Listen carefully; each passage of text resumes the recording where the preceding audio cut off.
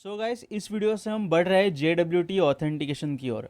अभी JWT authentication को इस पूरे प्लेलिस्ट के अंदर सिर्फ मैं इम्प्लीमेंटेशन किस तरीके से करते हैं या फिर हम करने वाले हैं ये बताने वाला हूँ, उसके ट्यूटोरियल्स बताने वाला हूँ।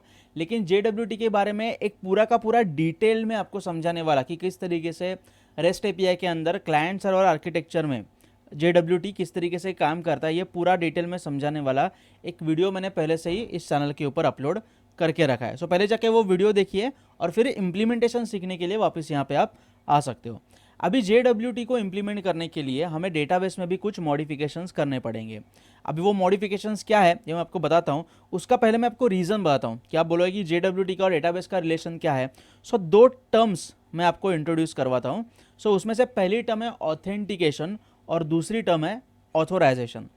फिलहाल जब अभी आप अगर ये प्लेलिस्ट पूरी फॉलो कर रहे होगे तो आपको पता होगा कि अभी जिस डेटाबेस के साथ हम काम कर रहे हैं उस डेटाबेस के अंदर कितने टेबल्स हैं हमारे पास।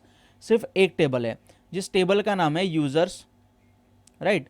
और उस यूज़र्स टेबल के अंदर अगर आपको याद होगा तो हमने ईमेल आईडी और पासवर्ड नाम के दो फील्ड्स लेके रखे हैं पहले से ही।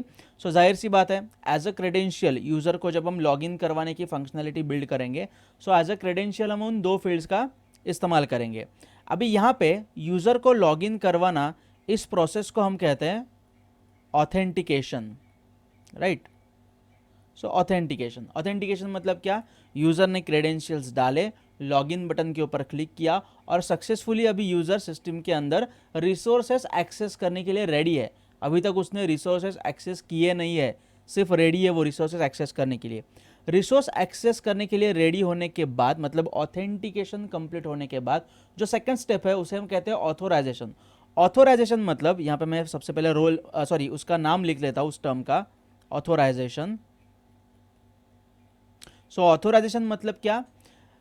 चेक करना कि ये पर्टिकुलर यूज़र का रोल, वो यूज़र जिस रिसोर्स को या फिर जिस यूज़र इंटरफेस को एक्सेस करने की कोशिश कर रहा है वो रिसोर्स या फिर उस यूज़र इंटरफेस को एक्सेस करने की परमिशन इस पर्टिकुलर यूज़र के रोल को है या नहीं, ये चेक करना मतलब ऑथोराइजेशन, इस प्रोसेस को हम कहते हैं।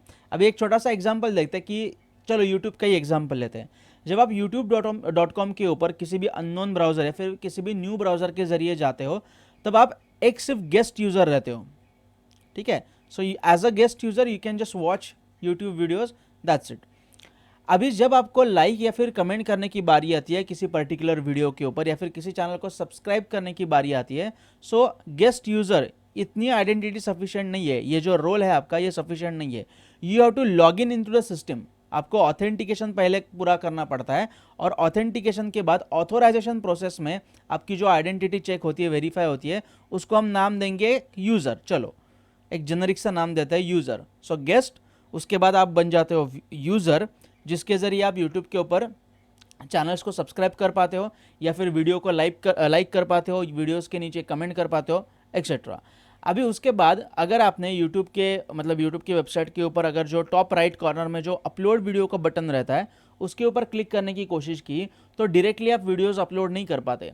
सबसे पहले यूट्यूब आपको दिखाता है कि you don't have a channel, that means you are not a, तीसरा रोल मैं यहाँ पे लिखता हूँ, you are not a creator, right. So creator, अभी आपको क्रिएटर बनने के लिए आपको एक यूट्यूब चैनल बनाना पड़ेगा और उसके बाद ही आप वीडियोस को अपलोड कर पाते हो। अभी यहाँ पे जिस एंटिटी के साथ इंटरेक्शन हो रहा है वो एंटिटी कौन सी है? एक ही एंटिटी है और उस एंटिटी का नाम है वीडियोस। लेकिन उसी एंटिटी के साथ अलग अलग इंटरेक्शंस करने के लिए या फिर अलग अलग ऑपरेशंस करने के लिए ऑपरेशन वाइज और रोल वाइज परमिशन अलग अलग है।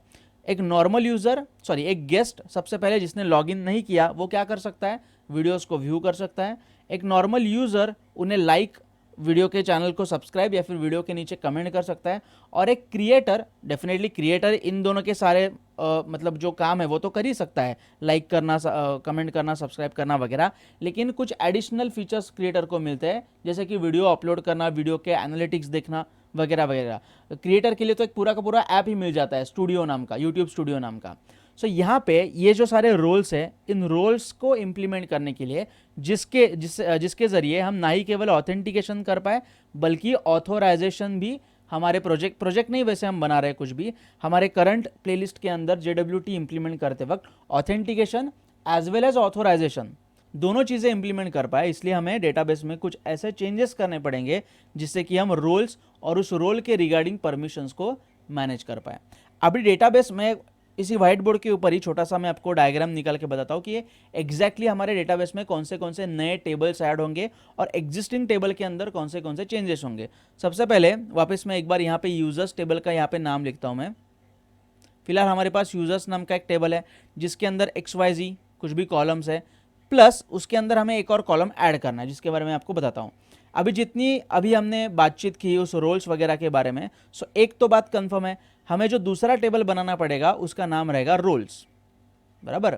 और रोल्स टेबल के अंदर चलो एक लेंगे हम प्राइमरी की आईडी, ओके, प्राइमरी की कॉलम जिसका नाम रखेंगे हम आईडी। दूसरा कॉलम लेंगे हम टाइटल, रोल का टाइटल। अभी आईडी के अंदर तो ऑटो इंक्रीमेंट वैल्यू होती जाएंगी 1 2 3 4 जो भी है। टाइटल के अंदर ओके चलो एक काम करते हैं, एक जिसका भी मतलब रोल के टेबल में एक डिफॉल्ट रोल रखते हैं सुपर एडमिन।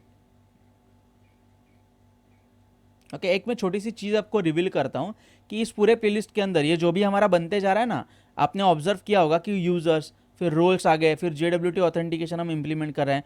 सो हम वो सारी चीज़ें इंप्लीमेंट कर रहे हैं इस प्लेलिस्ट के अंदर जो हर दूसरे प्रोजेक्ट में रहती है। सो हमारा एक छोटा सा ना खुद का इन हाउस क्या हम कह सकते हैं फ्रेमवर्क बन रहा है, जिस फ्रेमवर्क का हम रीयूज़ कर पाएंगे इसी चैनल के ऊपर जब हम अलग अलग प्रोजेक्ट्स बनाएंगे तब। क्योंकि हर दूसरे प्रोजेक्ट में, हर दूसरे ऐप के अंदर यूजर्स तो रहेगा ही, यूजर्स के अलग अलग रोल्स रहेंगे ही, तो रोल्स रहेंगे तो ऑथेंटिकेशन और ऑथोराइजेशन दोनों चीज़ें आ जाएंगी और उसको हम इंप्लीमेंट करेंगे JWT के थ्रू। सो एक छोटा सा फ्रेमवर्क बन रहा है जिसका हम रीयूज़ कर पाएंगे आगे जाके। Anyway so default user super admin suppose हम रखते हैं। मान लो अभी एक छोटा सा एग्जाम्पल देखते हैं कि ई लर्निंग ऐप सपोज हम बना रहे हैं। सो ई लर्निंग के ऐप के अंदर कौन से रोल्स हो सकते हैं। एक रोल हो सकता है इंस्ट्रक्टर का, राइट। इंस्ट्रक्टर मतलब जो वीडियोस और कोर्सेज अपलोड करने वाला है वो बंदा। उसके बाद तीसरा रोल मैं लेता हूं यहां पे सपोज लर्नर का, बराबर, मतलब वीडियोस को कंज्यूम करने वाला, देखने वाला। चौथा रोल सपोज चलो लेते हैं एक और मॉडरेटर का,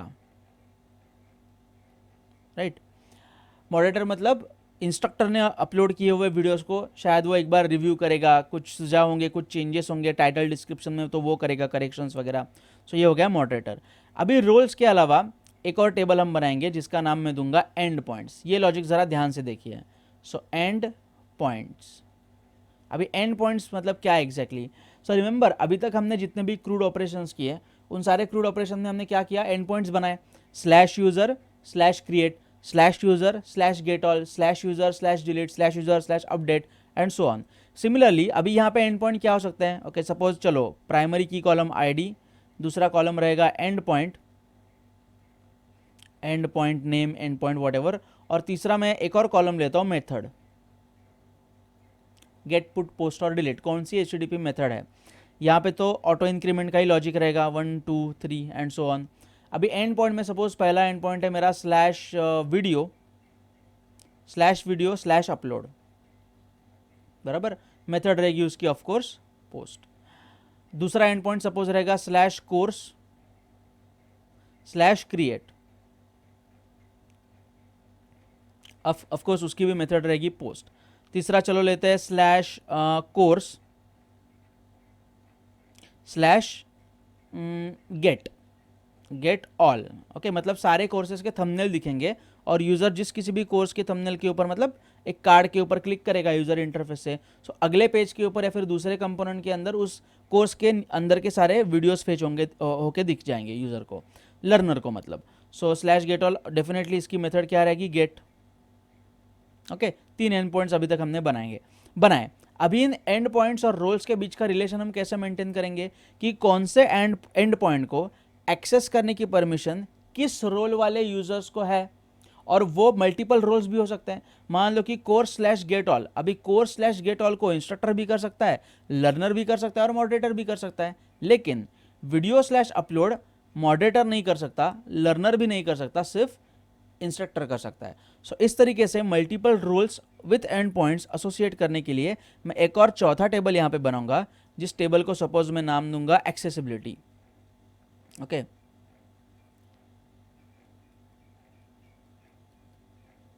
एक्सेसिबिलिटी, उसके अंदर भी एक प्राइमरी की कॉलम, सो आईडी, उसके बाद मैं यहाँ पे लूँगा एंड पॉइंट आईडी।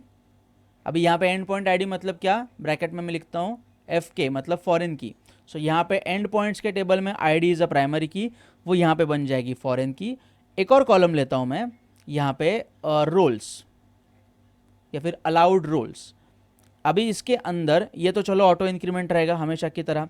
सो यहाँ पे एंड पॉइंट आईडी में सपोज पहले डालता हूँ 3, चलो पहला एंड पॉइंट आईडी में डालता हूँ 3 core/get all। अभी रोल्स के अंदर मैं डालूंगा एक एरे। अभी इसको एक्सेस करने की परमिशन जो है वो किसको है, सो 2 3 4, हालांकि नॉट 2 3 4, 1 2 3 4 सारे के सारे रोल्स को course/get all करने की परमिशन है।